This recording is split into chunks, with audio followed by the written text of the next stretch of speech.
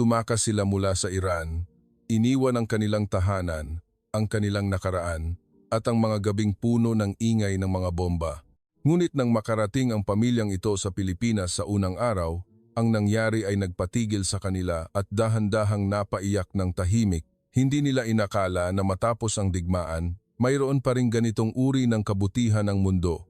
At ang kuwentong maririnig mo mula rito ay maaaring magpabago ng iyong pananaw sa salitang kaligtasan magpakailanman. Nang gabing iyon, ang langit sa ibabaw ng isang bayan sa timog ng Iran ay hindi lubos na madilim. Ito ay paminsan-minsang nagliliwanag mula sa liwanag ng mga pagsabog na kumikislap na parang kidlat mula sa impyerno. Ang sirena ay humuhuni nang matagal na hindi na malaman ng mga bata sa lugar kung aling tunog ang babala at kung aling tunog ang huling hininga ng isang tao. Si Ami ay nakatayo sa gitna ng sala na may mga basag na dingding. Ang isang kamay ay nakahawak sa pasaporte. Ang isa naman ay nakayakap sa isang lumang bag ng mga dokumento na naglalaman ng birth certificate, larawan ng kasal, at litrato ng kanyang anak na babae noong 5 taong gulang. Ang kanyang asawang si Leila ay mabilis na nag-iimpake ng mga damit sa maleta, ngunit gaano man kabilis, kinuha pa rin niya ang parehong shawl ng kanyang ina at inilagay sa loob, na para bang bitbit niya ang buong bahay. Si Sarah, ang 5 taong gulang na anak na babae, ay nakaupo sa sulok ng silid na yakap ang kanyang nakababatang kapatid na lalaki, si Reza. Ang 7 taong gulang na batang lalaki ay hindi umiiyak. Nakatitig lamang siya sa kisame, nang tahimik sa tuwing nanginginig ito mula sa lakas ng pagsabog, na para bang sinusubukang tandaan ang tunog ng bahay kung sakaling mawala ito balang araw. Pupunta tayo ngayong gabi, mahina ngunit matatag na, sabi ni Ami. Napahinto si Leila sandali. Sigurado ka na ba? Hindi siya agad sumagot, dahil ang salitang sigurado ay hindi kailanman naging bahagi ng buhay ng mga taong tumatakas. Tumingin lamang siya sa bintana na tinakpan ng makapal na tela upang harangan ang mga basag na salamin at inisip ang kanyang maliit na tindahan ng libro na marahil ay wala na ngayong natitira. Kung mananatili tayo, wala nang bukas ang mga bata. Ang sagot na iyon ay nagpatahimik sa buong silid. Isang katahimikan na hindi nagtagal. Dahil bigla, isang pagyanig ang muling gumalaw sa sahig ng bahay. Ang ilaw ay umindayog, isang salamin ang nabasag. Napakapit ng mahigpit si Reza sa kanyang ate. Totoo ba, tatay? Ligtas ba sa Pilipinas? Tanong ni Sarah ng pabulong. Lumuhod si Ami sa harap niya. Inilagay ang kamay sa ulo ng kanyang anak ng buong lambing, bagaman nanginginig ang sarili niyang mga kamay. Hindi ko alam kung ano ang mangyayari doon, anak. Pero alam kong kailangan nating magkaroon ng pagkakataong magsimulang muli. Nang gabing iyon, umalis sila ng bahay nang hindi nagpapalinga ng matagal, hindi dahil sa hindi nila mahal ang kanilang tahanan, kundi dahil alam ng lahat na kung masyado silang magpapalinga, baka hindi na kayanin ng kanilang puso na magpatuloy. At sa dilim na puno ng alikabok at usok, isang maliit na pamilya ang lumalakad palayo sa kanilang dating buhay upang maghanap ng isang bansa na ang pangalan lamang ang kanilang alam at umaasa na ang pangalang iyon ay nangangahulugang kaligtasan. Ang paliparan sa kalapit na bansa ay puno ng mga taong may kakaibang pagkakapareho ng mukha. Ang bawat isa ay may dalang ilang bagahe, ngunit mayroong mas mabigat na pasanin sa kanilang mga mata. Ang ilan ay may dalang hininga ng kanilang mga magulang na nakabaon pa rin sa ilalim ng mga gumuhong gusali. Ang ilan ay may dalang pangalan ng kanilang bayan na maaaring wala na sa mapa. Pinadaan ni Ami ang kanyang pamilya sa checkpoint nang may pinakamahinahon na kilos na kayang ipilit ng isang tao.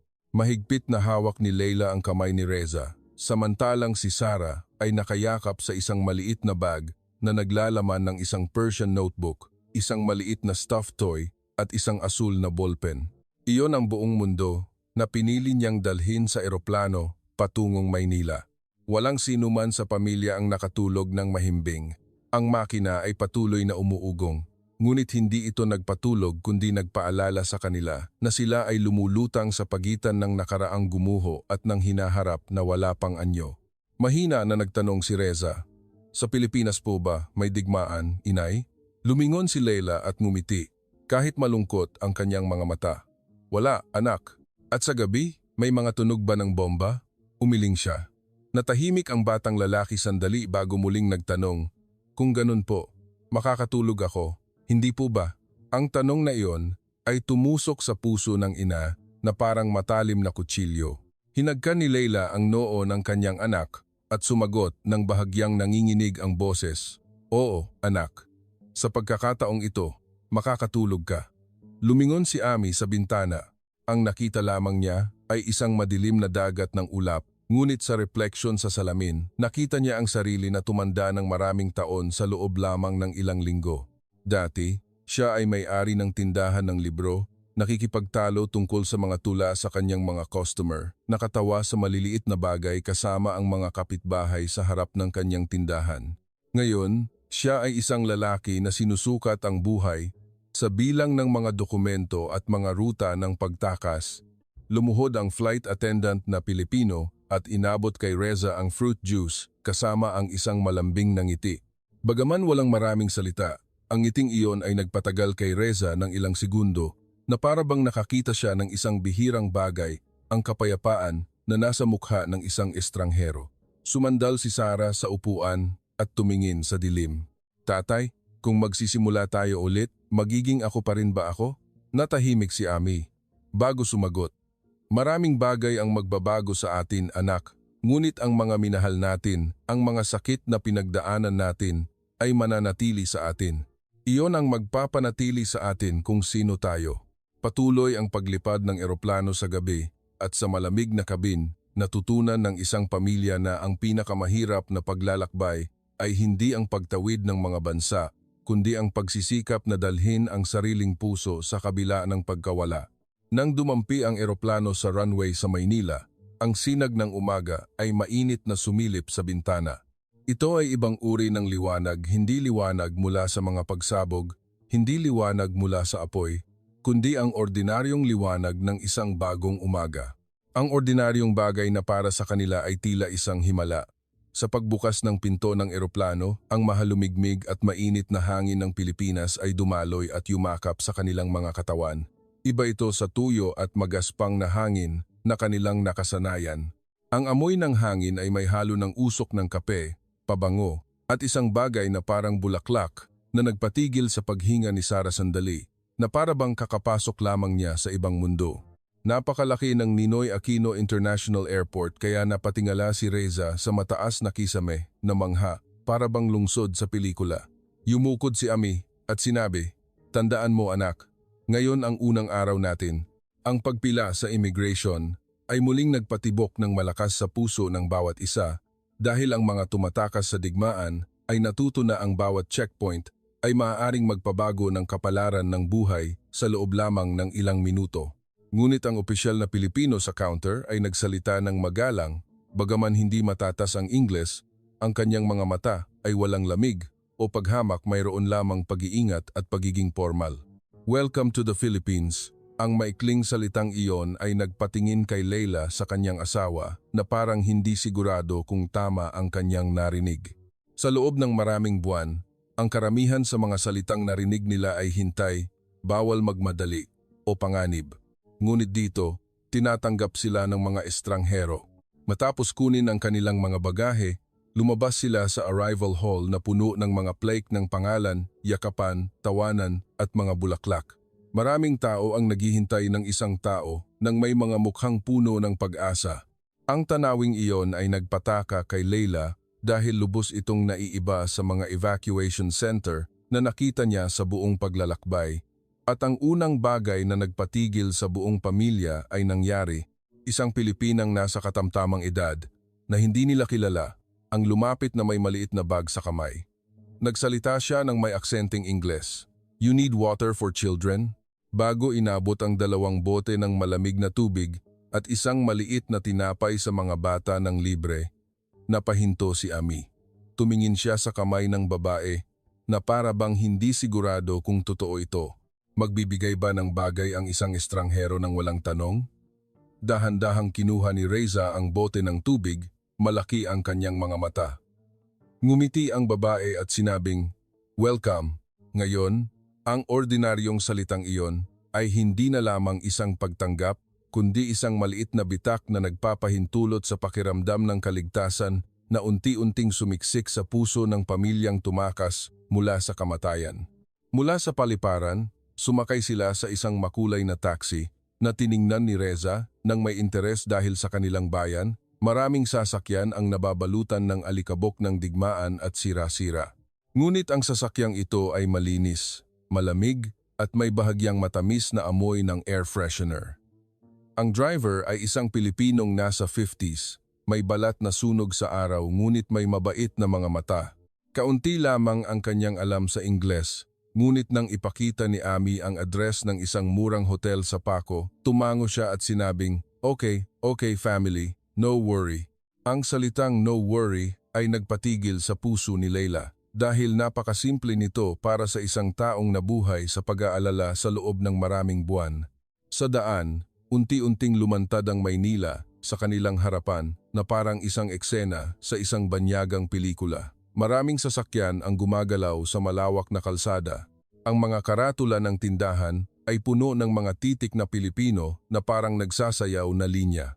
Ang mga estudyanteng nakasuot ng uniforme ay naglalakad sa bangketa, malalaking mall ang nakatayo sa tabi ng maliliit na kainan. At higit sa lahat, maingay ang lungsod na ito, buhay hindi ingay ng malapit na kamatayan. Walang sumisigaw, walang tumatakas, walang itim na usok, walang gumuhong gusali. Mayroon lamang tunog ng busina, tunog ng mga taong nag-uusap, tunog ng mga sasakyang dumadaloy, tunog ng isang lungsod na nagpapatuloy sa buhay ng normal. Tinitigan ni Sarah ang labas ng bintana nang hindi kumukurap. Bakit po ang normal ng mga tao rito? Ang tanong niya ay nagpahirap kay Ami sa pagsagot dahil ang normal ay isang bagay na hindi napapansin ng karaniwang tao. Ngunit para sa mga tumakas sa digmaan, ang normal ay isang himala. Natigil ang sasakyan sa harap ng isang pedestrian lane at nangyari ang pangalawang bagay na nagpatigil sa kanila.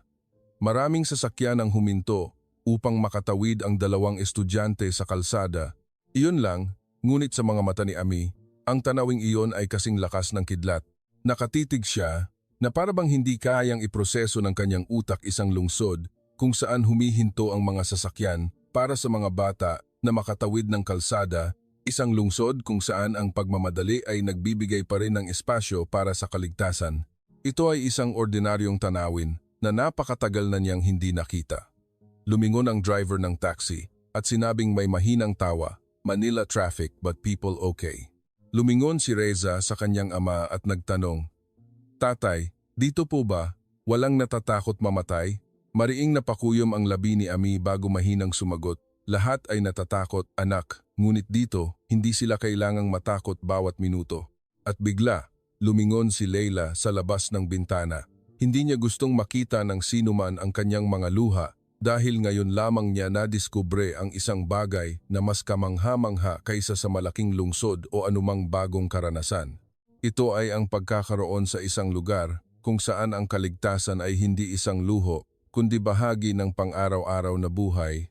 Ang hotel na kanilang binook ay hindi marangya. Ito ay isang makitid na gusali na may ilang palapag lamang, nakatago sa isang eskinita. May maliit na counter, lumang mesa na kahoy, isang bentilador na dahan-dahang umiikot at isang kakaibang malinis na amoy ng panlinis ng sahig. Ang may-ari ng hotel ay isang maliit na Pilipinang nagngangalang Aling Nena. Nagsalita siya ng Ingles, ng isa-isang salita, ngunit ang kanyang mukha ay nagpapahayag ng higit pa sa mahabang pangungusap. Nang makita ang dalawang bata, agad siyang ngumiti ng malapad at kumuha ng mga candy mula sa isang malinaw na garapon, inabot kay Reza at Sarah. "For you." Tumingin si Reza sa kanyang ina bago nag-aalinlangan na tanggapin. Si Sarah naman ay kinuha ito at mahinang sinabi, "Thank you." Inihatid sila ni Aling Nena sa kanilang silid sa ikatlong palapag. Ang silid ay mas maliit kaysa sa inaasahan, may 2 kama, isang maliit na ref, isang lumang mesa, cream-colored na kurtina at isang bintana na nakatanaw sa mga kable ng kuryente na magkakakrus sa kalawakan. Ngunit nang magsara ang pinto, ang katahimikan ay bumalot sa buong silid. Hindi ito ang katahimikan ng kawalan, kundi ang katahimikan na walang sumusunod na tunog ng pagsabog, Nakapirmi silang lahat na para bang walang sinuman ang naglakas loob na gumalaw bago maging sigurado na totoo ang katahimikan na ito. Dahan-dahang inilapag ni Ami ang kanyang bagahe. Umupo si Leila sa gilid ng kama at tumingin sa paligid ng silid. Lumapit si Reza at hinawakan ang kurtina. Dahan-dahang binuksan ni Sara ang bintana at tumingin sa labas. May tunog ng motorsiklo na dumadaan, tunog ng tindera mula sa malayo at tunog ng ibon. Mga ibon. Dahan-dahang ipinikit ni Sara ang kanyang mga mata dahil hindi na niya matandaan kung kailan huli niyang narinig ang tunog ng ibon nang walang halo ng sirena. Nakatulala si Leila sandali bago itinaas ang kanyang kamay at tinakpan ang kanyang bibig at ang mga luha ay tahimik na dumaloy. Hindi lamang siya umiiyak dahil sa kalungkutan, kundi umiiyak dahil napagtanto ng kanyang katawan na nakaligtas nga ito. Lumapit si Ami at umupo sa tabi niya at sa wakas, ang lalaking pilit na nagpakatatag sa buong paglalakbay ay hinayaan ang kanyang mga luha na dumaloy ng tahimik. Naguluhan si Reza sa tanawin. Bakit po umiiyak si inay? Ngumiti si Leila sa kabila ng kanyang mga luha. Dahil ngayon, mga ordinaryong tunog lang ang naririnig natin anak. Hindi lubos na naintindihan ng batang lalaki, ngunit gumapang siya sa kama at mahigpit na niyakap ang kanyang ina. Lumingon si Sara sa kanyang pamilya, 4 na buhay, sa isang maliit na silid sa isang hindi pamilyar na lungsod at naramdaman niya sa unang pagkakataon na ang pag-asa ay hindi dumating sa anyo ng isang malaking bahay o malaking halaga ng pera. Minsan, ito ay isang maliit na puwang kung saan maaaring ilak ang pinto, mabuksan ang bintana para sa hangin, at ang unang gabi kung saan ang isang bata ay maaaring makatulog nang hindi nakasuot ng sapatos, handang tumakas. Nang gabing iyon, bago lumubog ang araw sa likod ng mga gusali, isinulat ni Sara ang unang pangungusap sa kanyang notebook. Ngayon, natagpuan namin ang isang mabait na katahimikan. Matapos ang maikling pahinga, ang gutom ay nagsimulang magsalita para sa lahat. Lumabas sila ng hotel kinagabihan. Humina na ang sikat ng araw, ngunit ang Maynila ay maliwanag pa rin sa mga ilaw ng tindahan at buhay na hindi tumitigil. Ang maliit na eskinita, malapit sa kanilang tinutuluyan, ay puno ng mga kainan sa gilid ng kalsada. Ang amoy ng ginisang bawang, sili, sabaw at mga inihaw na pagkain ay kumalat sa hangin na nagpatigil sa buong pamilya upang tingnan ng may pagtataka. Para sa mga taong dumaan sa panahong kulang sa pagkain, ang amoy ng pagkain ay hindi lamang nangangahulugang sarap, kundi katiyakan na, kahit papaano, ngayong gabi ay mayroon silang makakain. Huminto sila sa isang maliit na kainan na may ilang plastic na mesa. Ang tindera na nakasuot ng apron na may disenyong bulaklak ay halos hindi makapagsalita ng Ingles, ngunit umasa sa ngiti at pagturo sa picture menu upang makipag-usap. Tinitigan ni Leila ang mga larawan ng pagkain ng may kaunting pag-aalala dahil hindi niya alam kung ano ang maanghang, ano ang matamis, at ano ang pwedeng kainin ng mga bata. Napansin ito ng may-ari ng tindahan, kaya tinawag niya ang kanyang dalagita na anak upang tumulong sa pagsasalin. Ang dalagita ay matatas sa Ingles. Ngumiti siya at sinabing, "Hindi po ito maanghang. Ito po ay pwedeng kainin ng bata. Ito po ay pritong manok at kanin." Agad na itinuro ni Reza ang plato ng pritong itlog sa kanin ng may kagalakan. Pinili ni Sara ang sopas dahil gusto niyang magsimula sa pinakaligtas. Si Ami at Leila naman ay umorder ng simpleng pagkain ayon sa rekomendasyon. Habang naghihintay ng pagkain, tumingin-tingin si Sara sa paligid. Nakita niya ang mga Pilipinong nagtatawanan, nag-uusap, ang tunog ng mga kutsara na tumatama sa plato, ang mahinang iyak ng maliliit na bata, ang tunog ng musika mula sa kalapit na tindahan. Lahat ay tila ordinaryo, ngunit nagpatibok ng malakas sa kanyang puso dahil ito ang pang-araw-araw na buhay na hindi ninakaw ng digmaan. Nang mailagay ang pagkain sa kanilang harapan, natahimik ang 4 na miyembro ng pamilya, ang mainit at mabangong amoy ng kanin at sabaw ay nagpalamon kay Reza. Kinuha niya ang unang subo at lumaki ang kanyang mga mata. Masarap. Ang pagbulong na iyon ay nagpatawa sa tindera ng may pagmamahal. Dali-dali siyang nagprito ng isa pang itlog at ibinigay ng libre para sa bata. Agad na nagtaas ng kamay si Ami bilang pasasalamat at sinubukan magbayad ng dagdag, Ngunit umiling ang tindera, okay lang. Muli, namangha ang pamilyang ito hindi dahil sa karangyaan, hindi dahil sa malalaking bagay, kundi dahil ang mga ordinaryong tao sa isang banyagang bansa ay patuloy na nagpakita ng kabutihan sa mga walang maibalik. Dahan-dahang kumuha ng sabaw si Leila at muntik na siyang umiyak muli. Dali-dali siyang yumukod na parang ayaw niyang makita ng sinuman. Ano bang nangyayari? Mahinang tanong ni Ami. Umiling siya. Nakalimutan ko na kung ano ang pakiramdam ng kumain nang hindi nagmamadali, nang hindi kailangang tumakas. Ang salitang iyon ay nagpababa ng kutsara ni Ami. Tiningnan niya ang dalawang anak na masarap na kumakain at alam niya na kahit mahirap pa ang susunod na landas, ngayong gabi, ang kanyang pamilya ay nakakain ng mainit na pagkain sa isang lungsod na hindi nagtanong kung saan sila nagmula. Nang gabing iyon, pagbalik sa kanilang silid, si Reza ang unang nakatulog. Nakahiga siya ng mahaba sa kama. Yakap ang lumang stuffed toy na lihim na ibinigay ni Sarah sa kanya noong nasa eroplano pa sila. Ang paghinga ng batang lalaki ay regular kaya matagal siyang tinitigan ni Leila na halos hindi makapaniwala. Ilang buwan na ang nakalipas, madalas magising si Reza sa hating gabi. Minsan umiiyak, minsan tumatakbo upang magtago ng hindi namamalayan. Ngunit ngayong gabi, mahimbing siyang natulog mula pa nang magsimula ang gabi na para bang naunang nalaman ng kanyang katawan na walang anumang sasabog dito. Si Sarah ay natutulog sa kabilang kama ngunit hindi pa nakatulog. Ibinabalik-balik niya ang notebook sa ilalim ng malabong ilaw. Inay, mas naaalala ko na po ang tunog ng digmaan kaysa sa harapan ng bahay natin. Nagulat si Leila. Lumakad siya at umupo sa tabi ng kanyang anak na babae. Hinawakan ang buhok nitong mahaba at itim na medyo magulo mula sa paglalakbay. Unti-unti itong bubuti. Paano kung hindi? Ang tanong na iyon ay walang inang gustong sagutin. Ngunit alam ni Leila na ang 12 taong gulang na bata ay hindi nangangailangan ng magandang pang-aliw. Kailangan niya ng katotohanan. Kung gayon, matututo tayong mamuhay dito, mahinang sabi ni Leila. Ang ilang sugat ay hindi naghihilom, ngunit humihinto sa pagdugo. Dahan-dahan tumango si Sarah.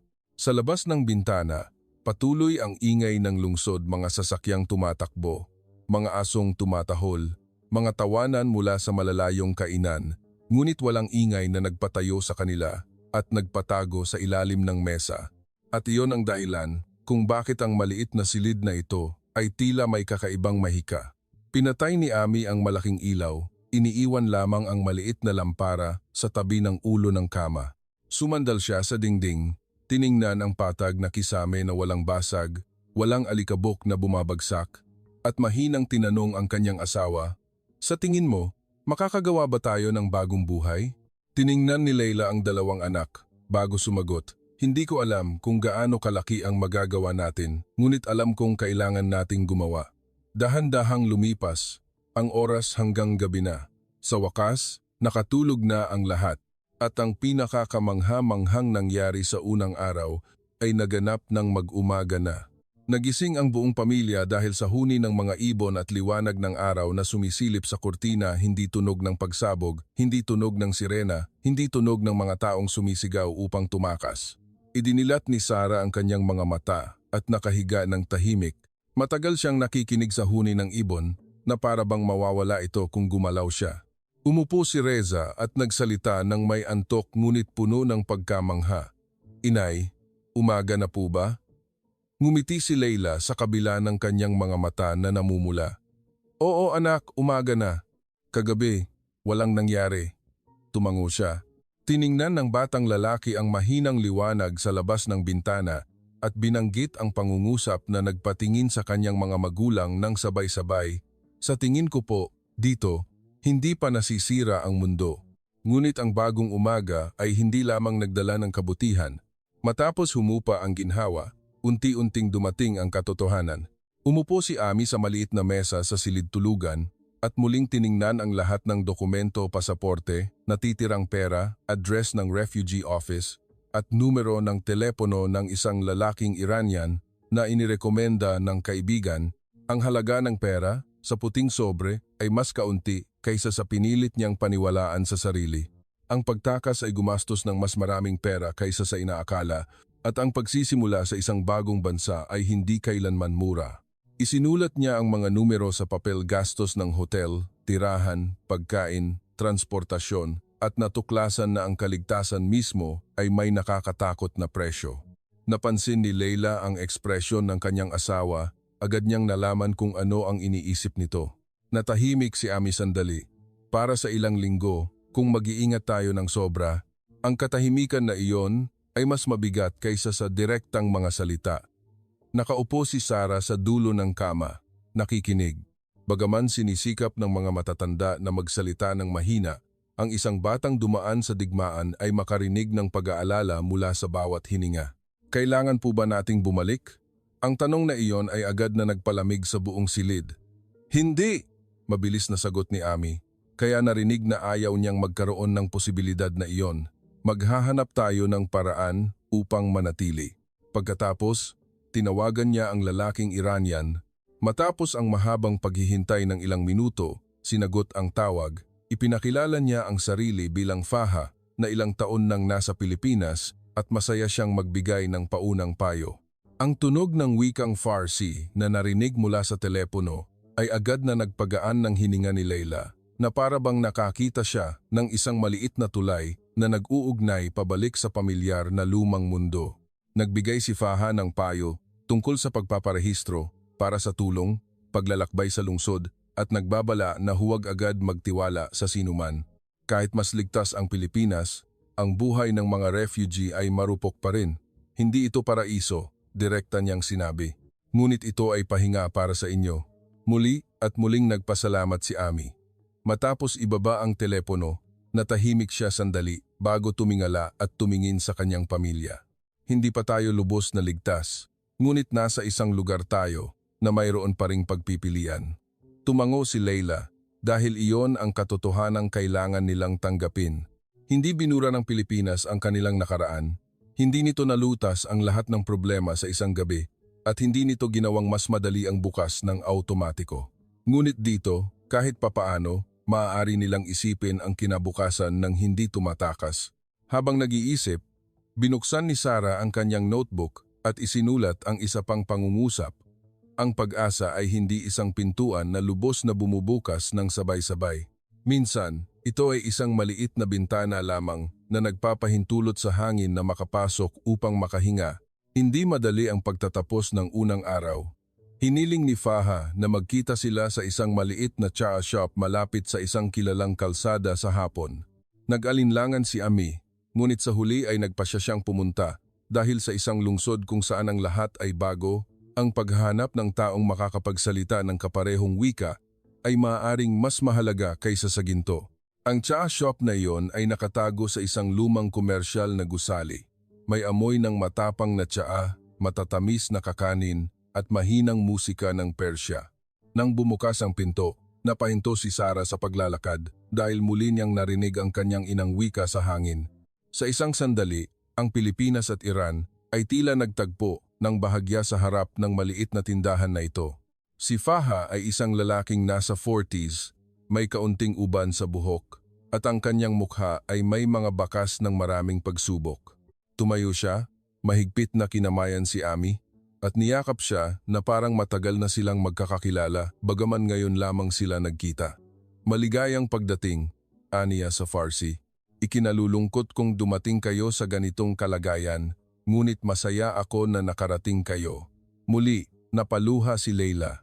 Si Reza naman ay agad na nagsimulang kumain ng mga kakanin na inutusan ni Faha para sa kanila nang walang pag-aalinlangan.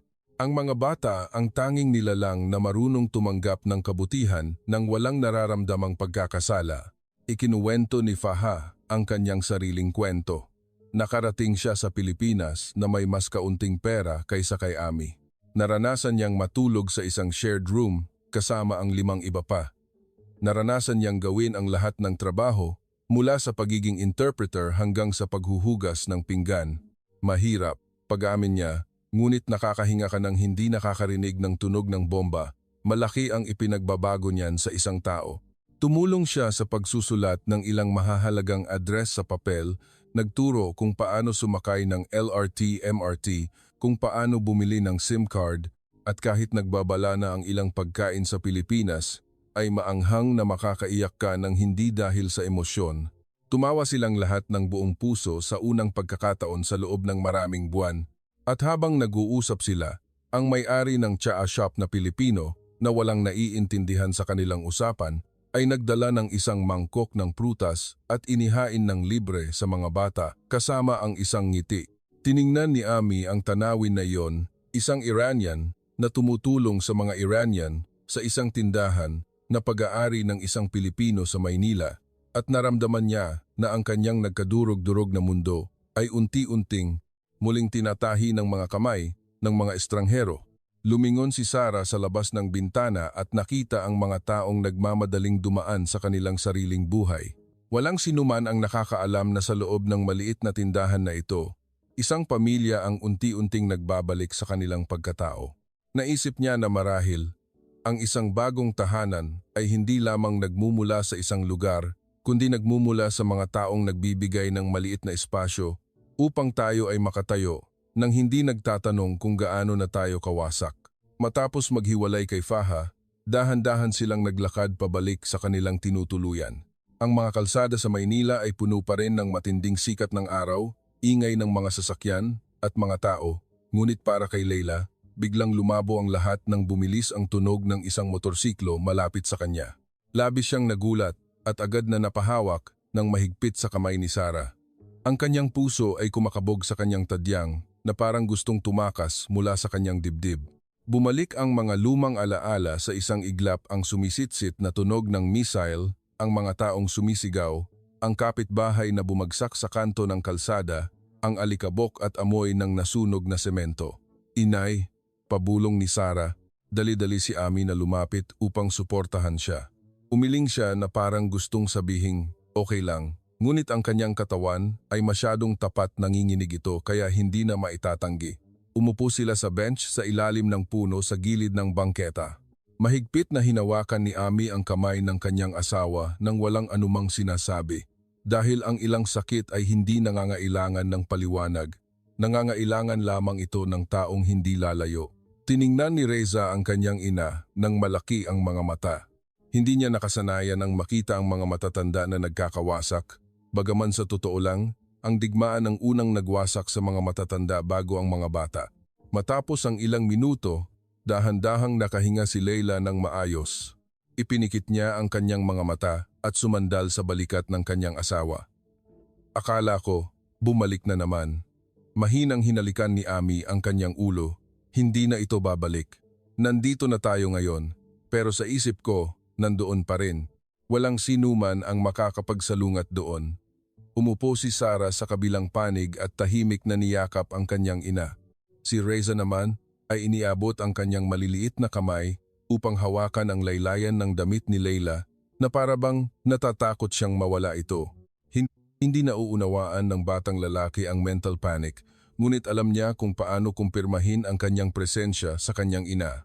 Sa wakas, idinilat muli ni Leila ang kanyang mga mata at tiningnan ang kalsada sa kanyang harapan at natuklasan na patuloy pa rin ang pagtakbo ng mga sasakyan, patuloy pa rin ang paglakad ng mga tao, patuloy pa rin ang pagtitinda ng mga nagtitinda ng prutas, patuloy pa rin ang pagtawa ng mga estudyante. Hindi gumuho ang mundo dahil sa malakas na ingay kanina. Ito ay isang ordinaryong kalsada lamang sa isang mapayapang bansa. At iyon ang dahilan kung bakit niya nasimulan na maunawaan ng may kirot na ang pagtakas mula sa digmaan ay hindi nangangahulugang agad na tatakas ang digmaan mula sa atin. Mahinang sabi ni Ami, hindi lang tayo naglakbay sa ibang bansa, naglalakbay tayo palayo sa ginawa nito sa ating puso. Tumango si Leila, dumaloy muli ang luha, ngunit ngayon, hindi na niya ikinahiya na hayaan itong dumaloy sa ilalim ng sikat ng araw sa hapon sa Maynila. Isang babae na dating kailangang magpakatatag upang makaligtas, ay natututo na ang kaligtasan ay maaaring magsimula sa pagtanggap na siya ay nasasaktan pa rin. Nang makabalik sila sa hotel, nakita ni Aling Nena ang ekspresyon ng mukha ni Leila at agad niyang nalaman na mayroong kakaiba. Bagaman hindi niya nauunawaan ang wika, ang mga mata ng taong dumaan sa paghihirap ay makakabasa ng katahimikan Kaya't nawala siya sa likod ng counter sandali bago bumalik na may 4 na tasa ng mainit na tsaa. Drink, good, iyon lang.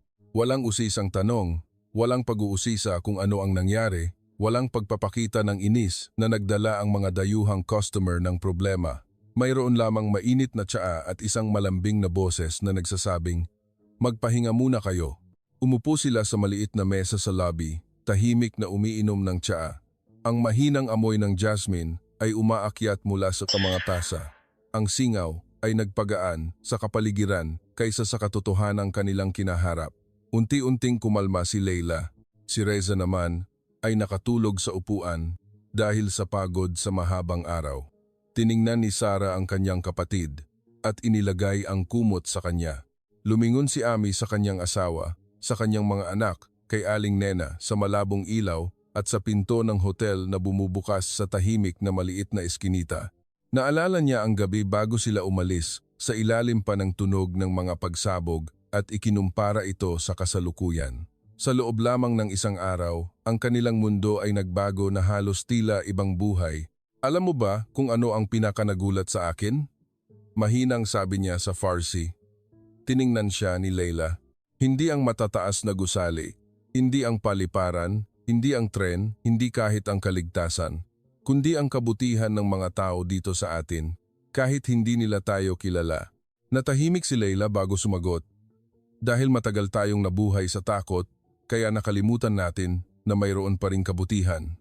Ang salitang iyon ay nanatili sa hangin, maganda at malungkot sa parehong oras. Muling kinuha ni Sarah ang kanyang notebook at sumulat. Isinulat niya ang tungkol sa kanilang unang araw. Isinulat niya na nakarating sila sa Pilipinas at ang nagpa-shock sa kanila ay hindi dahil nakakatakot ito, kundi dahil ito ay masyadong mabait kaysa sa kanilang inaasahan. Dahan-dahang ipinikit ni Leila ang kanyang mga mata at ang huling luha ng araw ay tahimik na dumaloy. Ngayon, hindi ito mula sa takot, kundi dahil ngayon lamang niya napagtanto na minsan, ang mga tao ay nakakaligtas, hindi lamang dahil sila ay mabilis na nakatakas, kundi dahil mayroong mga estranghero na handang tumanggap sa atin pagdating natin. Sa madaling araw ng ikalawang araw, laging nauuna ang Maynila sa kanila. Ang tunog ng pagwawalis ng kalsada, ang kumukulong kaldero sa tindahan ng kape, ang ingay ng mga motorsiklo ng mga habal-habal, at ang ginintuang sikat ng araw na umaakyat sa dingding ng gusali ay nagpaliwanag sa maliit na silid kaysa sa unang gabi. Nauna nang gumising si Ami sa iba. Nakatayo siya sa bintana, nakatingin sa mga kable ng kuryente, sa mga kariton ng pagkain, sa buhay ng lungsod na nagpapatuloy nang hindi nalalaman na may isang lalaki na tahimik na nanunumpa sa sarili na hindi niya hahayaan ang kanyang pamilya na muling lumubog sa dilim. Sumunod na gumising si Leila. Lumakad siya at tumayo sa tabi nito nang walang sinasabi. Pareho silang nakatingin sa kalsada sa ibaba kung saan ang mga tao ay nagsisimula ng bagong araw ng simple. At para sa kanila, ang pagiging simple na iyon ay mas maganda kaysa sa anupaman. Natatakot ka ba? Tanong ni Leila. Tumango si Ami. Natatakot. Ako rin ay natatakot. Lumingon siya dito. Ngunit sa pagkakataong ito, hindi tayo natatakot kung makakaligtas ba tayo. Natatakot tayo kung gaano natin ito masisimulan ng maayos. At sa tingin ko, mas mabuti iyang takot. Mahinang ngumiti si Leila. Sa likuran nila, bumangon si Reza at kinusot ang kanyang mga mata. Saan po tayo pupunta ngayon? Agad na sumagot si Sarah. Hahanapin natin ang ating bukas, Tay. Mahinang tumawa ang lahat sa pangungusap na iyon. Bagaman hindi pa nila talaga alam kung anong itsura ng bukas, anong mga dokumento ang kailangan nilang gawin, anong mga balakid ang kanilang haharapin, o gaano kahirap ang kanilang haharapin sa hinaharap. Ngayong umaga, mayroon silang isang bagay na malabo pa kahapon, ang kakayahang mag-isip ng hinaharap. Bago umalis sa silid, kinuha ni Sarah ang kanyang notebook. Binuksan niya ang huling pahina ng unang araw at isinulat ang ilang linya lamang. Nakarating kami sa Pilipinas ng may pusong wasak at sa unang araw, ang pinaka-nagpa-shock sa amin ay hindi ang laki ng lungsod, hindi ang kakaibang wika, hindi ang init, kundi ang mundo ay mayroon pa ring mababait na tao at mayroon pa ring mga umaga na dumarating ng walang tunog ng bomba. Dahan-dahang isinara niya ang notebook.